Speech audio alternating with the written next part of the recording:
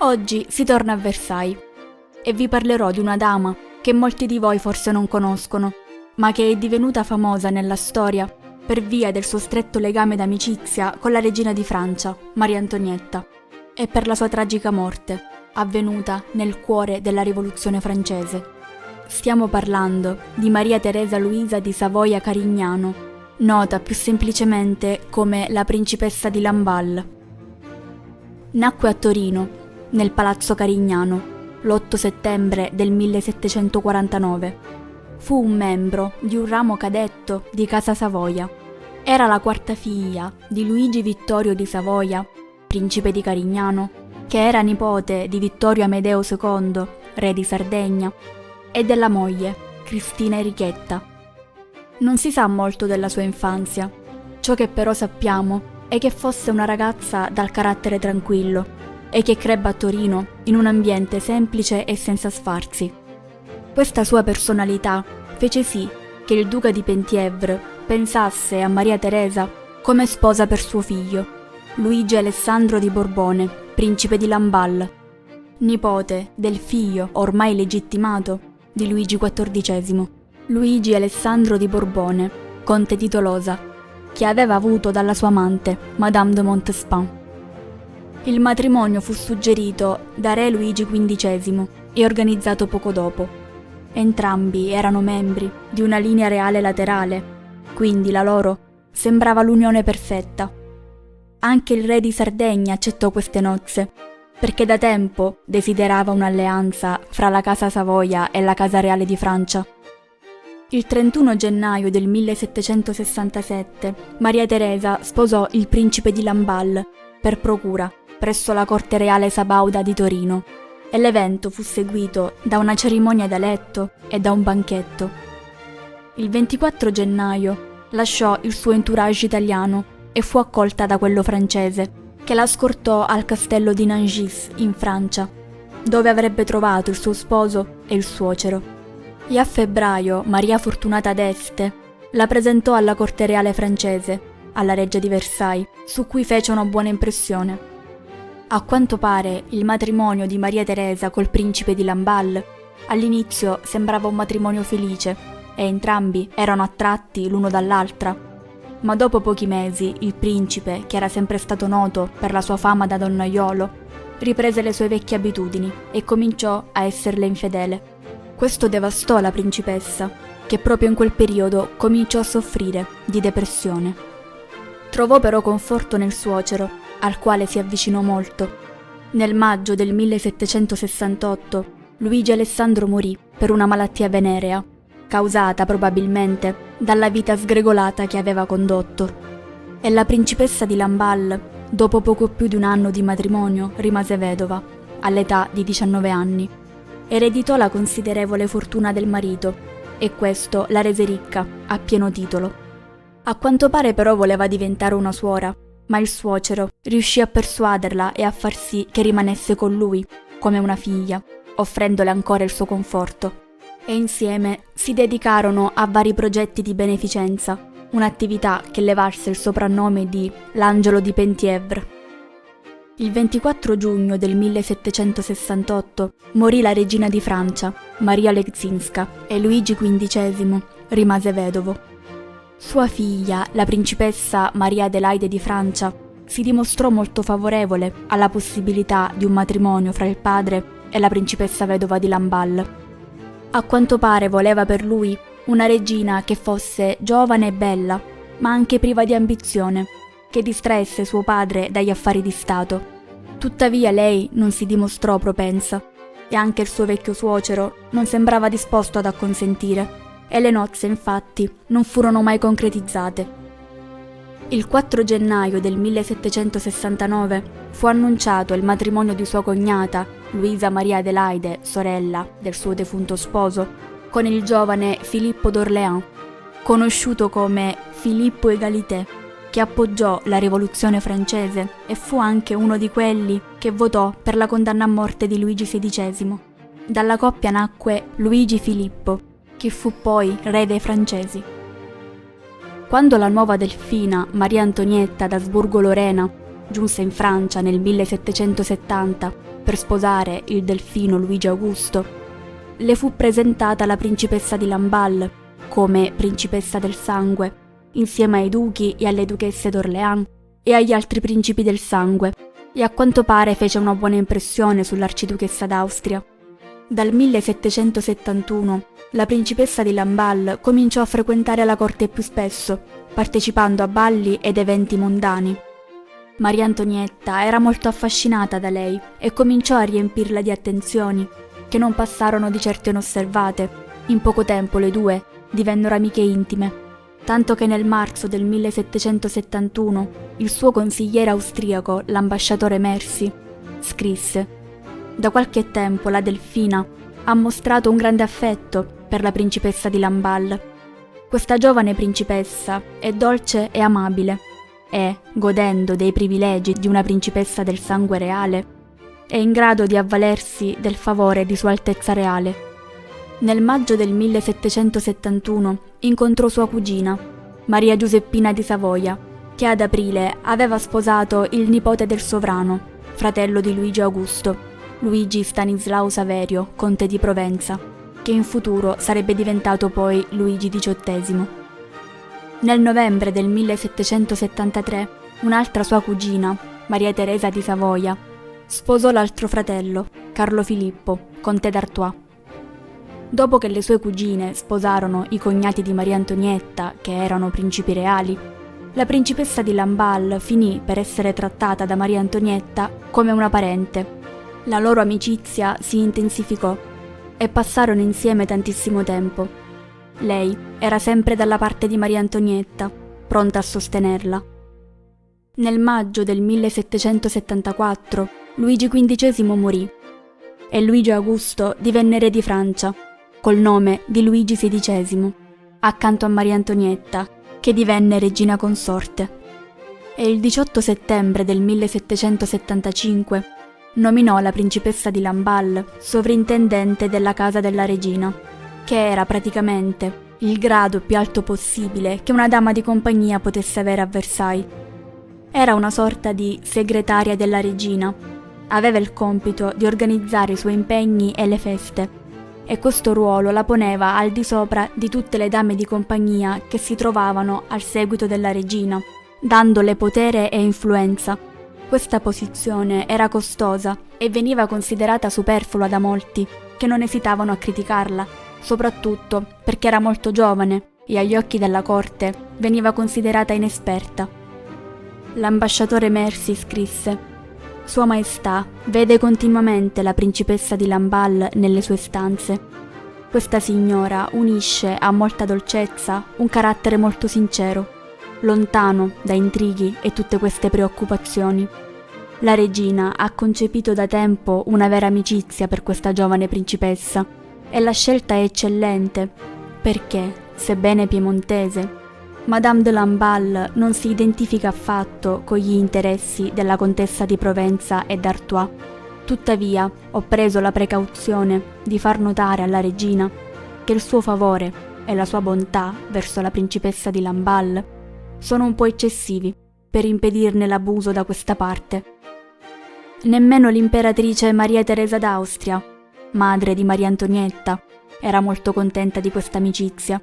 In generale non appoggiava l'idea che i reali avessero favoriti e amici intimi, ma in questo particolare caso, essendo lei un membro di Casa Savoia, temeva che avrebbe avvantaggiato l'interesse sabaudo attraverso la regina e quindi cercò di scoraggiare questa amicizia. Ma Maria Antonietta continuava a rimanere molto legata a lei, tanto che a quanto pare, proprio in quel periodo disse al marito: «Ah, sire, l'amicizia della principessa di Lamballe è il fascino della mia vita». La principessa di Lamballe è stata descritta come una donna dal carattere sensibile e dal buon cuore. Non partecipava ad alcun complotto di corte e nella sua semplicità riusciva a far divertire la regina. Era di natura per lo più solitaria e preferiva passare del tempo con lei da sola piuttosto che partecipare agli eventi dell'alta società. Tuttavia, nel 1775 fu gradualmente sostituita nel suo ruolo di favorita da un'altra dama, Yolande de Polastron, duchessa di Polignac. Lei era molto diversa dalla principessa di Lamballe. Aveva un carattere estroverso e socievole e provò ad allontanare la regina dalla principessa, che a sua volta riteneva che Madame de Polignac avesse una cattiva influenza su Maria Antonietta. La regina non riusciva a farle andare d'accordo e così iniziò a preferire la compagnia di Madame de Polignac, che sembrava soddisfare meglio la sua voglia di divertirsi. Nell'aprile del 1776 l'ambasciatore Mercy infatti scrisse: «La principessa di Lamballe perde molto in favore. Credo che sarà sempre trattata bene dalla regina, ma non possiede più tutta la sua fiducia». Quando Maria Antonietta iniziò a partecipare al teatro amatoriale al Petit Trianon, la duchessa di Polignac la convinse a non invitare la principessa di Lamballe e nel 1780 Mercy scrisse: «La principessa si vede molto poco a corte». L'amicizia con la regina comunque continuò lo stesso, anche se in modo saltuario. Maria Antonietta andava occasionalmente a trovarla nelle sue stanze e apprezzava sempre la sua costante lealtà. Una volta a quanto pare disse: «Lei è l'unica donna che conosco che non porta mai rancore. In lei non si trovano né odio né gelosia». Dopo la morte della madre, Maria Antonietta ebbe molto conforto, sia dalla principessa di Lamballe che dalla duchessa di Polignac. Nonostante ormai non fosse più la favorita, la principessa di Lamballe continuò a occuparsi della sovrintendenza. Passò anche molto tempo col suocero e si dedicò a opere di beneficenza. Aderì anche alla massoneria, della quale il 18 gennaio del 1780 divenne maestra venerabile.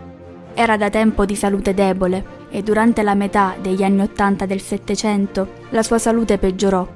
Così, sotto consiglio dei medici, trascorse l'estate del 1787 in Inghilterra, a Bath, per far sì che le acque termali della città curassero la sua salute. Dopo questo viaggio, la sua salute migliorò notevolmente e partecipò di più alla vita di corte, dove la regina le diede di nuovo affetto e apprezzò la sua lealtà. L'amicizia con la duchessa di Polignac non era come prima e lei aveva perso ormai la frivolezza che aveva nei primi anni di regno. Oltretutto i tempi erano proprio cambiati e si respirava aria di rivoluzione.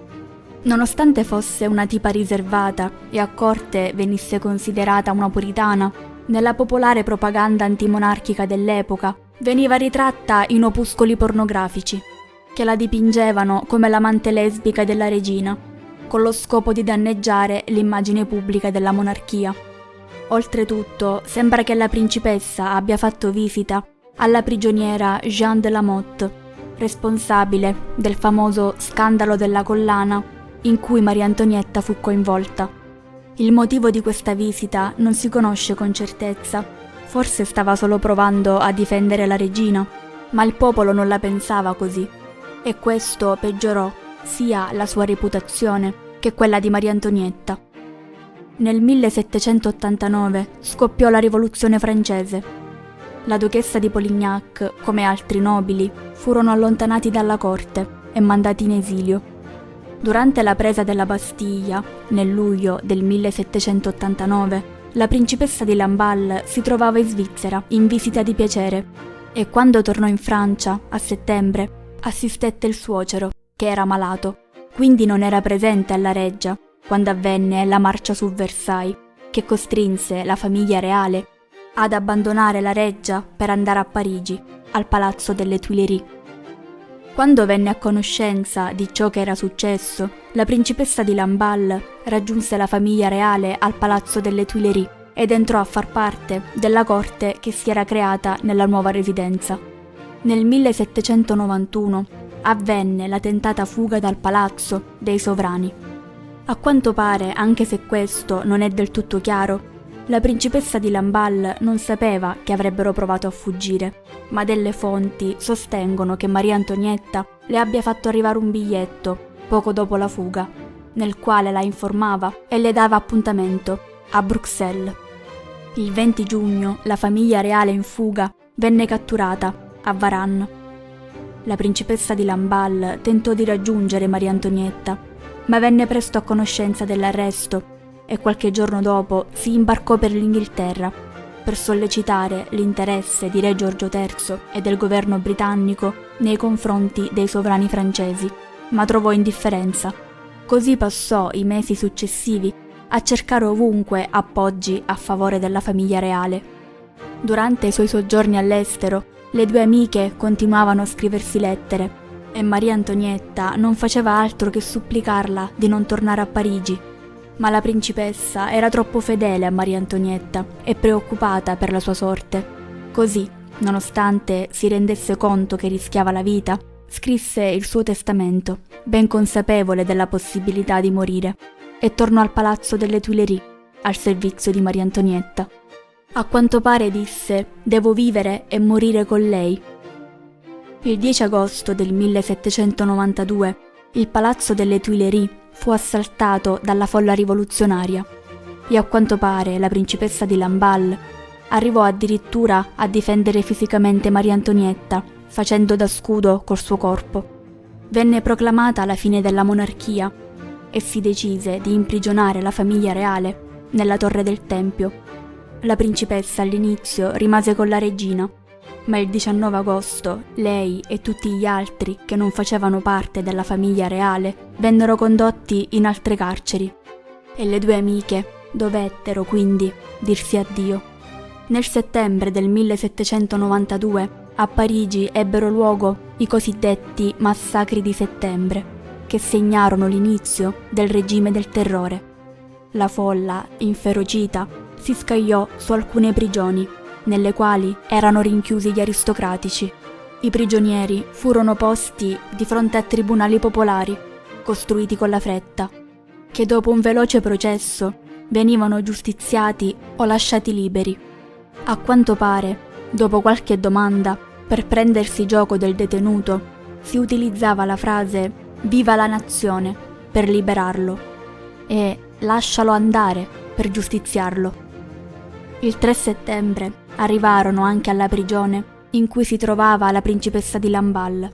Molte delle detenute furono liberate e riuscirono a fuggire, ma lei no. A quanto pare i carnefici si accanirono con la principessa in modo particolare, essendo una persona molto vicina alla regina. Fu trascinata all'aperto nel cortile della prigione e le fu fatto un veloce processo. «Chi sei?» «Maria Teresa Luisa, principessa di Savoia». «Il tuo lavoro?» «Sovrintendente della casa della regina». «Era a conoscenza dei complotti della corte del 10 agosto?» «Non so se c'erano dei complotti il 10 agosto, ma so che non li conoscevo». «Giura fedeltà alla libertà e all'uguaglianza e odio per la regina e il re?» «Prontamente per il primo, ma a quest'ultimo non posso, non è nel mio cuore. Non ho altro da dire, mi è indifferente se muoio un po' prima o un po' dopo. Ho fatto il sacrificio della mia vita». La risposta del carnefice fu: «Lascia che la signora sia lasciata in libertà». Ma ovviamente non fu così. Fu scortata al cortile in cui avveniva la strage e alla vista dei cadaveri gridò: «Che orrore!». La principessa fu torturata e infine colpita a morte. Secondo un'altra versione fu anche violentata e i suoi seni furono mozzati, ma non c'è prova di questo. Anche il trattamento dei suoi resti è stato oggetto di molte storie contrastanti. A quanto pare il suo cadavere fu spogliato, squartato e decapitato, e la testa fu messa su una picca, e il suo corpo trascinato da una folla di persone che gridavano frasi contro di lei. La testa mozzata venne poi scaraventata sul tavolo di un parrucchiere per essere lavata, pettinata e incipriata, in modo da farla riconoscere intenzionalmente, visto che la folla si stava dirigendo verso il tempio dove era rinchiusa Maria Antonietta. Arrivati lì, la invitarono ad affacciarsi per dare l'ultimo saluto alla sua amica del cuore. Lei però non vide mai la testa e quando una guardia la informò di quello che stava accadendo fuori, cadde svenuta. I suoi resti vennero poi recuperati dal cittadino Jacques Poitel, per ordine del suocero della principessa, che aveva pagato per riaverli. Li seppellì accanto a un roseto, nel giardino di un castello a Vernon, dove tuttora riposano. Nel 1929 Papa Pio XI attribuì alla principessa di Lamballe la qualifica di martire, dichiarandola venerabile.